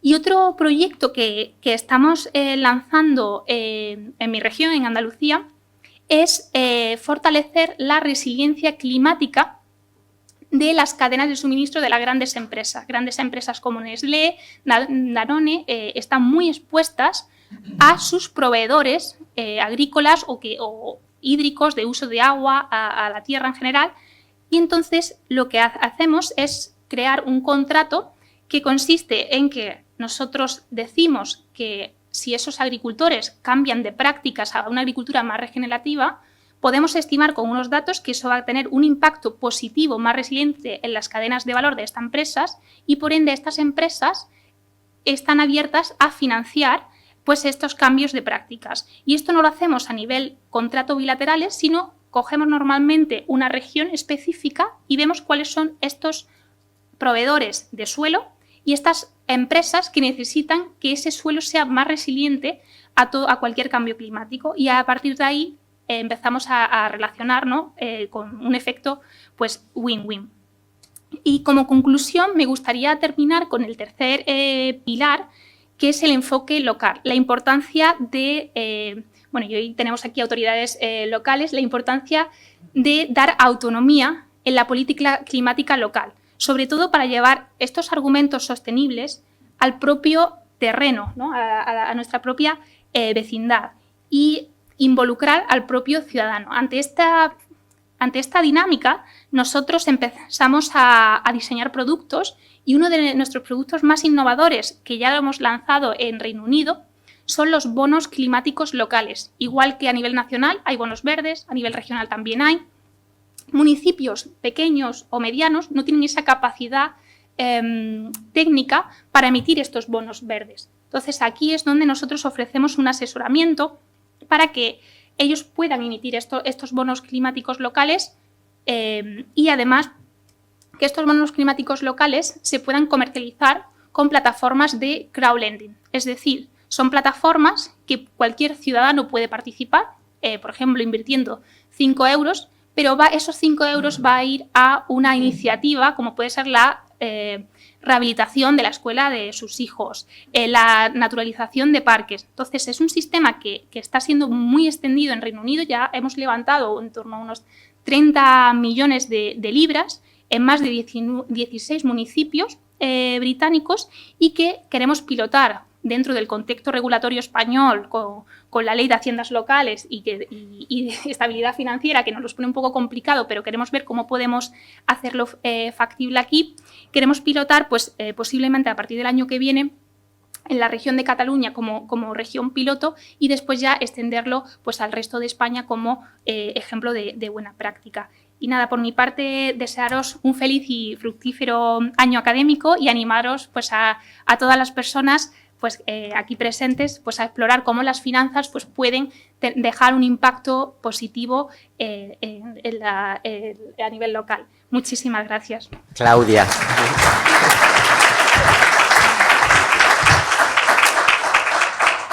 Bueno, muchísimas gracias, Claudia. En reflexiones, veis la importancia que tiene la colaboración público-privada en esto de innovar financieramente para poder escalar de alguna forma en algunos sectores que tienen un gran impacto social y también medioambiental, ¿no? Y también cómo es importante empoderar a los activos que tienen las familias, por ejemplo, en el tema de la vivienda. Si yo voy a acometer un proyecto de eficiencia energética y esto tiene unos beneficios duraderos en el tiempo en términos de ahorro energético, pues qué más, qué menos que poder monetizar ese activo financiero que ya tiene y es propiedad de esa persona que ha decidido acometer esa inversión y que le va a derivar unos beneficios económicos trasladándolos en el tiempo, porque igual una medida de eficiencia energética tiene una vida útil de años. Bueno, trata de monetizar eso a valor presente o trata de diferir un poco el pago de esa inversión inicial acompañándolo a través de todo el horizonte temporal de esos ahorros energéticos. Y esto es importante. O si yo tengo una vivienda en propiedad que prácticamente está liberada de carga de hipoteca o un 20% solamente le queda de pagar la hipoteca y si voy a cometer una reforma de la fachada, por ejemplo, en el edificio, pues que más que menos que utilizar ese activo, que es un activo financiero que está libre de cargas o parcialmente libre de cargas, para poder financiar eso a largo plazo ligado a la propiedad. Son cosas de lógica, de sentido común, pero hace falta trabajarlas desde el punto de vista de innovación financiera y la colaboración público-privada, muy importante.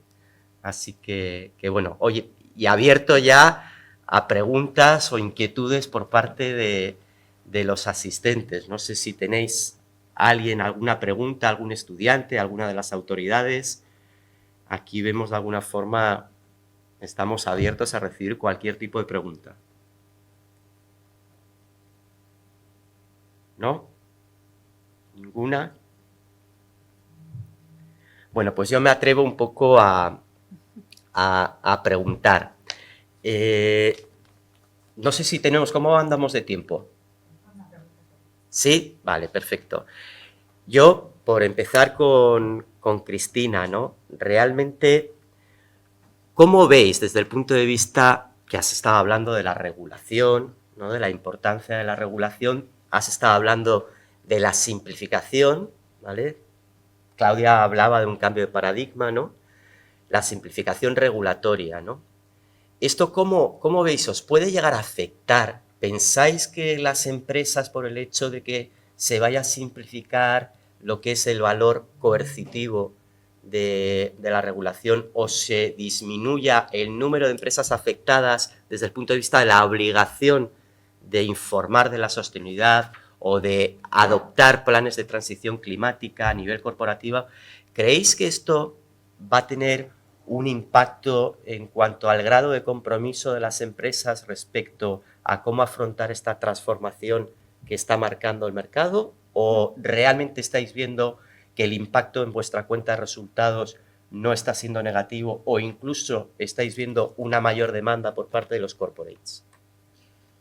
Honestamente, Pablo, efectivamente cuando se inició todo este proceso de simplificación normativa, se tenía mucho temor en el mercado de que esto pueda dejar de impulsar la ambición de las compañías en términos de financiación sostenible, sostenibilidad, reporting, etc. La realidad es que nosotros lo que vemos en nuestro día a día es que esto no ha cesado.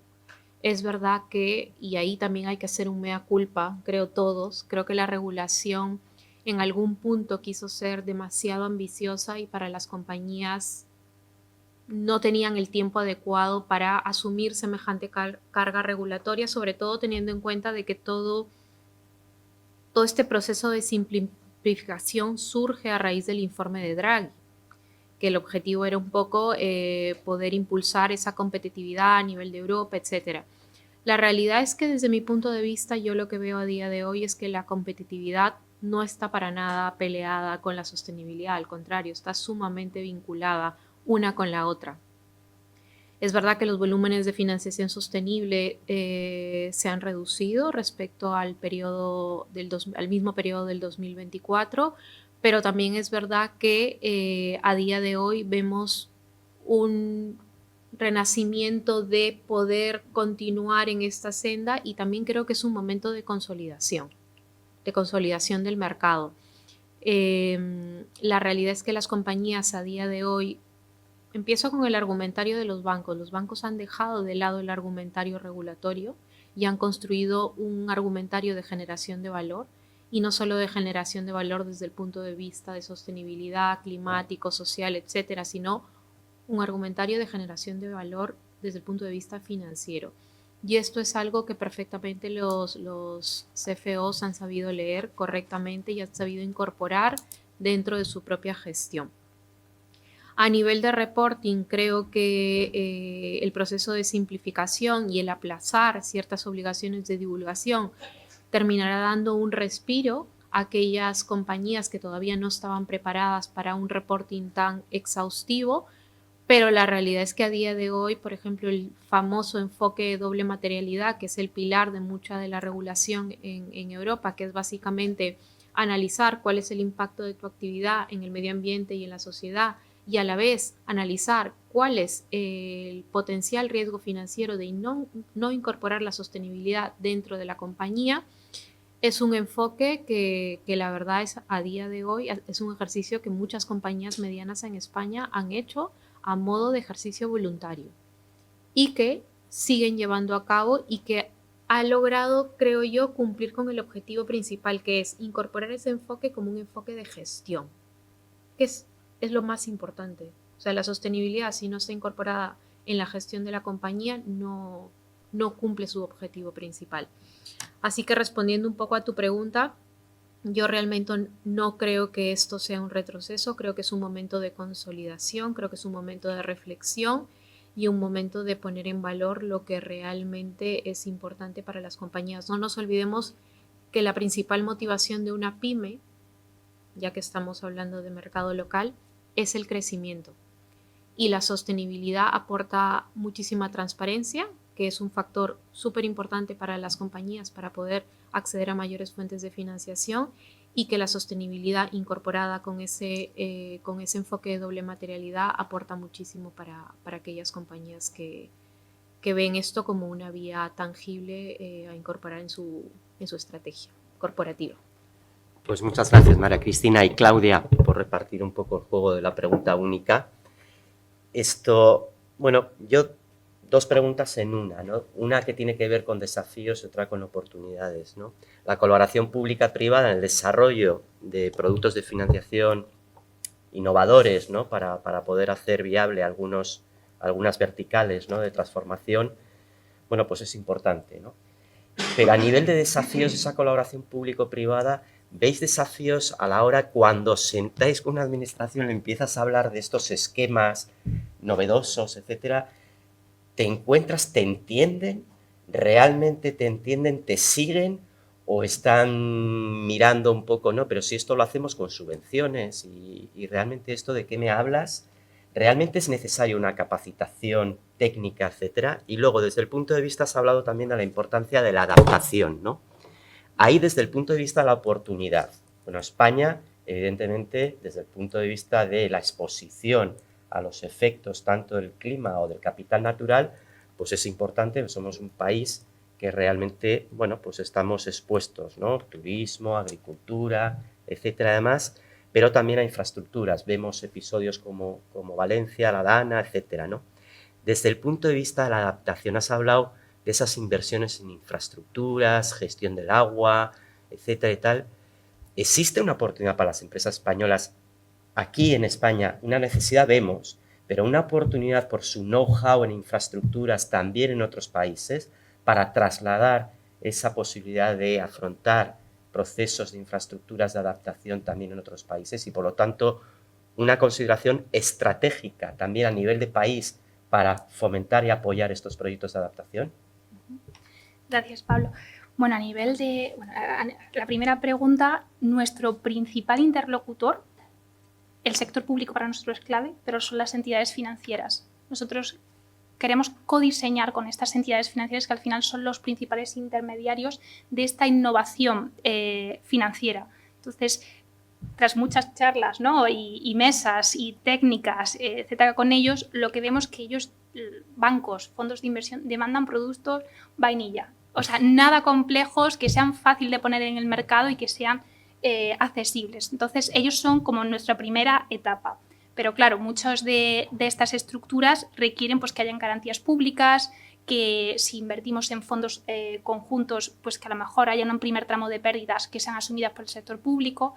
Esto sí que requiere que haya ese deseo por parte del sector público de estos esquemas más innovadores. Lo que nos encontramos a día de hoy es, vamos a esperarnos a que terminen los Next Generation, que son subvenciones, y después ya veremos. Entonces, claro, lo que nosotros intentamos es concienciar que el 2026, o sea, la fecha fin de estos Next Generation está a la vuelta de la esquina, ¿no? Y de ahí que necesitamos de estructuras, no solamente que den subsidios, sino que estos subsidios vayan a los más necesitados y que para el resto de la población, pues que haya ciertos incentivos, que haya una financiación inclusiva. Y entonces que sea de la mano del sector público, del sector privado, porque el sector público por sí no tiene, los contribuyentes, no tenemos la capacidad para financiar todo lo que es la lucha contra el cambio climático. A nivel de capacitación, nosotros siempre enfocamos sobre todo muy centrados en pequeños y medianos municipios, en la necesidad de asistencia técnica. Colaboramos muy de la mano de las 7 ciudades misión europea aquí en España, que pues tienen como objetivo pues, llegar a 2030 pues, siendo ciudades net zero.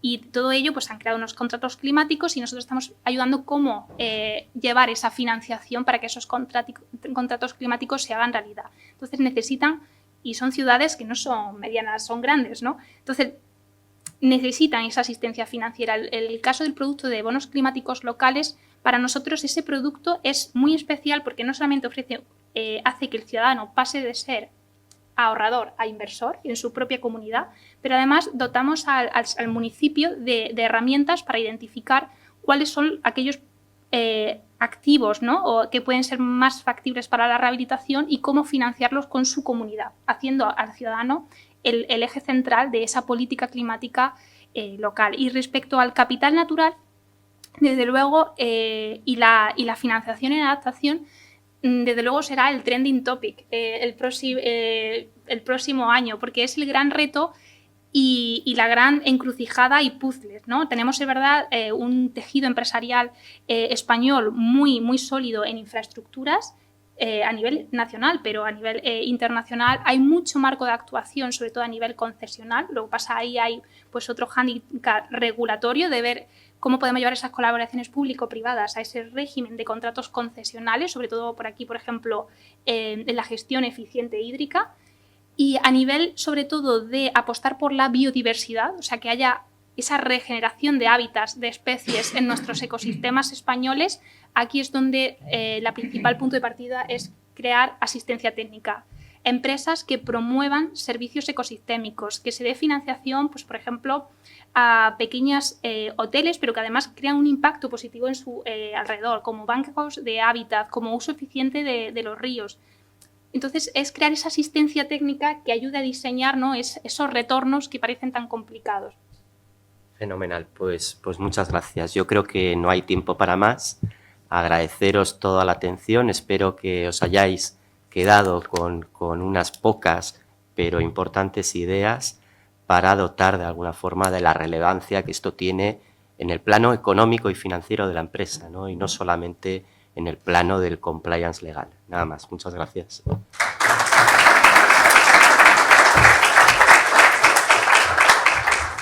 Bueno, continuamos con el acto y nos metemos en la segunda parte, como comentaba, en la parte final. Y para ello le voy a dar el turno de la palabra a Javier García Ruiz, concejal del Ayuntamiento de Santander. Adelante, Javier. Buenas tardes a todos. Tranquilos, que yo voy a ser mucho más rápido. La verdad es que cuando los expertos hablan poco más cabe añadir. Me subo al agradecimiento al querido decano por invitarme a participar y por el magnífico trabajo que realizáis. En el Ayuntamiento siempre atenderemos gustosamente la llamada de la universidad, como es en este caso, para acompañaros en este acto.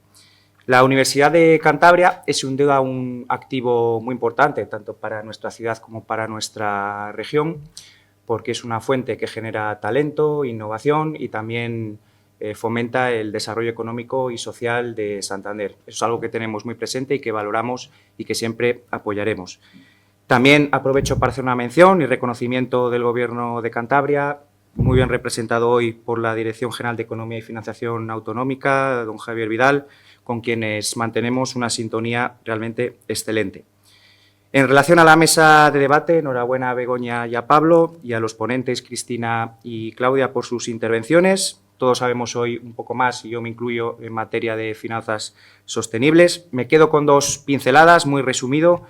La economía no se puede entender sin un equilibrio entre rentabilidad para accionistas y responsabilidad, así como con la necesidad de integrar criterios medioambientales, sociales y de buen gobierno en la gestión empresarial y en la toma de decisiones con el objetivo de contribuir a una sociedad mejor. Pero realmente hoy los protagonistas sois todos vosotros, los nuevos estudiantes de máster. Llegar hasta aquí no ha sido fácil. Habéis superado muchos exámenes, muchas pruebas, muchos sacrificios y tengo que deciros que lamentablemente esto no ha acabado. Continúa y si cabe con mayor intensidad.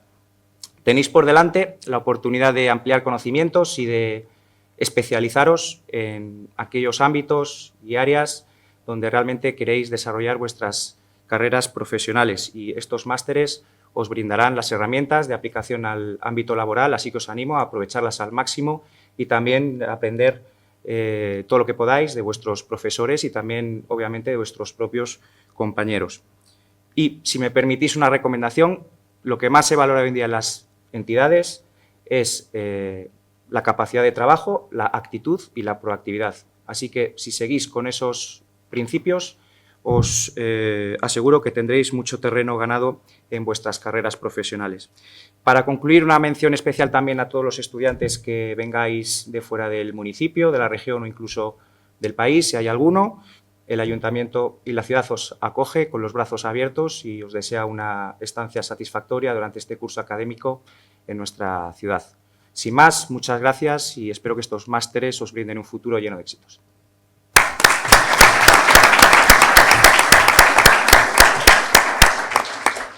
Muchas gracias, Javier. Continuamos a continuación con Javier Vidal Campa, director general de Economía y Financiación Autonómica del Gobierno de Cantabria. Muchas gracias. Buenas tardes. En primer lugar, quiero agradecer al decano de la Facultad de Económicas la invitación a este acto. Son muchos los actos a que a lo largo del curso asistimos tanto el consejero de Economía como los directores generales de la Consejería a la facultad. La celebración de congresos, de cursos, de encuentros, eso pone de manifiesto la intensa actividad que desarrolla esta facultad. No quiero que se me olvide tampoco disculpar al consejero de Economía, que hoy, por motivos de agenda, no se encuentra en Santander y, por lo tanto, no ha podido asistir a este acto. Me ha pedido que les traslade expresamente sus disculpas. Quiero felicitar a Claudia, a Cristina, a Pablo por sus explicaciones sobre las finanzas sostenibles. Ha sido muy interesante, ha sido francamente interesante vuestras explicaciones. A mí me ha interesado especialmente, aunque sean todas, las explicaciones sobre los temas de vivienda social. Por mi actividad profesional en el Gobierno de Cantabria, en la Subdirección de Política Social de Vivienda, me gusta expresamente esos temas. Pero quiero dirigirme a los alumnos. Quiero dirigirme expresamente a los alumnos que hoy iniciáis o continuáis vuestros estudios de grado. En primer lugar, para daros la enhorabuena por haber llegado hasta aquí. Es decir, después de un largo camino, como ha dicho Javier, un largo camino de sacrificio, de esfuerzo, habéis decidido iniciar una nueva etapa en vuestra formación, una etapa de estudio de máster. Por lo tanto, hay que daros la enhorabuena. Seguramente, como dice Javier, no sea la última etapa, sino que será una etapa más en el proceso de formación continua que los profesionales actualmente están abocados. Es decir, será una etapa más en ese proceso, pero espero que sea una etapa fructífera. En segundo lugar, quiero felicitarlos por haber elegido la Universidad de Cantabria como universidad en la que cursar vuestros estudios. Seguro que es una decisión acertada, tanto por la calidad educativa como de investigación de la universidad y expresamente de la Facultad de Económicas. No os vais a arrepentir. La Universidad de Cantabria, con su actividad de formación de nuevos profesionales y de investigación, contribuye, como ha dicho también Javier, al desarrollo económico y social de esta comunidad autónoma. Vosotros también participaréis de ese desarrollo económico y social. Y no me queda más que pues, desearos un buen curso, desearos los mejores deseos o trasladaros los mejores deseos para este curso. Espero veros a final de curso, después de este curso fructífero, en la entrega de diplomas en el acto de clausura dentro de 9 meses aproximadamente, ¿no? Por lo tanto, un buen curso académico 2025-2026.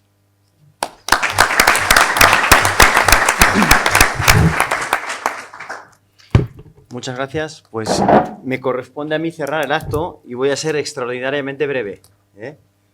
Ya me conocéis y voy ganando mucho en esto porque la brevedad al final es también un valor, ¿no?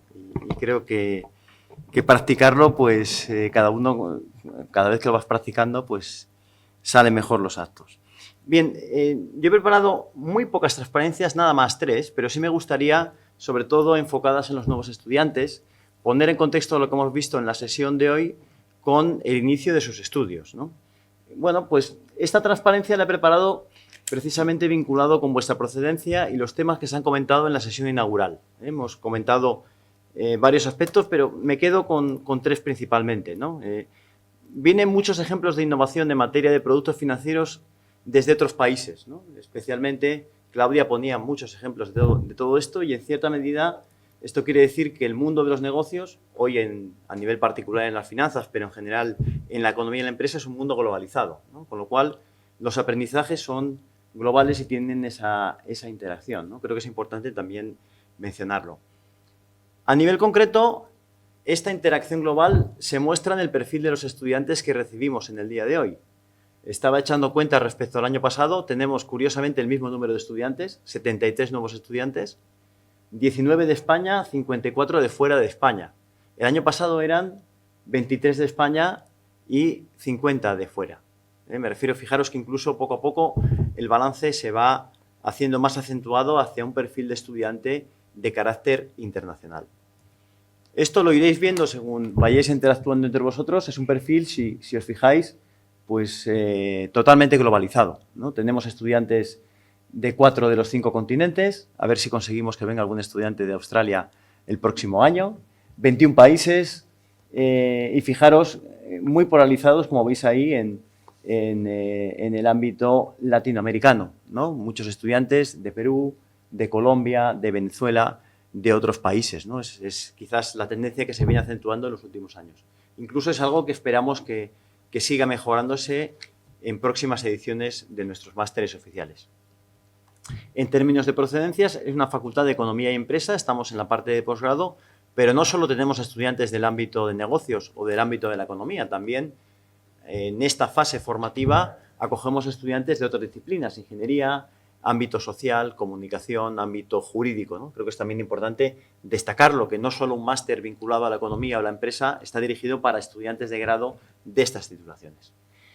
Me gustaría también hacer una mención especial para todas las entidades con las que venimos colaborando de una manera u otra. Aquí están muchas de las que colaboramos, especialmente en materia de prácticas y también en intervenciones en sesiones formativas en clase, y, por supuesto, a todas las entidades que nos acompañan hoy. El Gobierno de Cantabria, el Ayuntamiento de Santander, el Colegio de Economistas, estuvo su presidente hasta hace un rato con nosotros, y, por supuesto, también a nuestro instituto, ¿no? El Instituto Sanfi, ya compuesto por más de 40 investigadores, la mayoría de ellos de esta facultad, de los departamentos de Economía y de Administración de Empresas, también están por aquí sus directores, y en cierta medida pone el énfasis en la colaboración entre las instituciones, ¿no? Un ejemplo simplemente, todos los últimos congresos que hemos venido realizando en la facultad, algunos de gran número de asistentes, pues cuentan con la colaboración de estas entidades, ¿no? Creo que es un ejemplo de buen gobierno, en este caso, vinculado al ámbito territorial de Cantabria. Bien, y finalmente, lo comentaba antes, ¿no? Dice, qué bien esta primera lección, qué buen sabor de boca os vais con la inauguración. También, como comentaban antes, yo creo que lo comentaba Cristina, ¿no? La parte del reporting, ¿no? Pues también el dar cuentas de lo que haces. Nos gusta aprovechar esta sesión de inauguración de másteres para presentar la memoria de actividades de la facultad, lo que hemos hecho en el último curso académico. ¿Por qué creo que es importante? Básicamente, las personas que estamos aquí todo el día, pues más o menos conocemos lo que hacemos, ¿no? O bien en Cantabria o bien en la facultad. Si bien los que llegáis precisamente en estos días y que tenéis la primera toma de contacto con la Universidad de Cantabria y con la universidad, creo que es interesante que veáis todo lo que intentamos hacer en la facultad por favorecer la inserción laboral de los estudiantes, ¿no? Y bueno, veréis muchas actividades de las que están en la memoria que están relacionadas precisamente con estudiantes de másteres oficiales, ¿no? Que bueno, lo iremos viendo a lo largo de todo el curso académico. Bueno, pues con todo ello llegamos al final de la sesión, y algo que también me gustaría que fuese familiarizando es el elemento final con el que vamos a cerrar la sesión de hoy. A continuación nos vamos a poner de pies para escuchar el himno universitario, el Gaudeamus Igitur, y que también que os acompañe a lo largo de todo el curso académico.